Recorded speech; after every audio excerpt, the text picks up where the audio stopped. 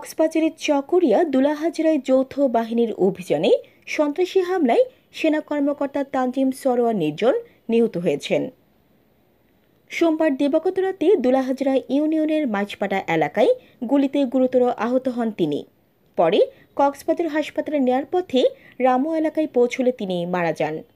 নিহত তানজিম সরোয়ার নির্জন সেনাবাহিনীর লেফটেন্যান্ট পদে কর্মরত ছিলেন।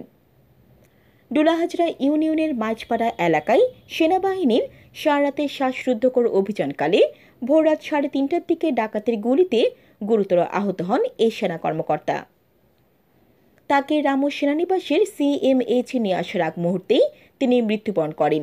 এ প্রসঙ্গে চকরিয়া থানার ওসি মোহাম্মদ মঞ্জুর কাদের ভূঁইয়া জানান, মধ্যরাতে চকরিয়া থানাধীন দুলাহাজরা ইউনিয়নের পূর্ব মাঝপাড়া গ্রামের বাসিন্দা রেজাউল করিমের বাড়িতে 10 থেকে 12 জনের একটি ডাকাত দল ধারালো অস্ত্র ও বন্দুক নিয়ে আক্রমণ করেছে বলে তথ্য পাওয়া যায়।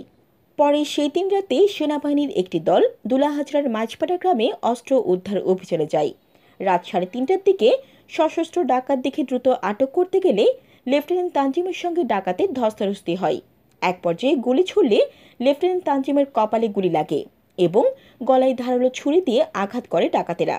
তখন আক্রান্ত লেফটেন্যান্ট তানজিমকে চিকিৎসার জন্য দ্রুত সেনানিবাস CMH হসপিটালে নিয়ে আসা হয়।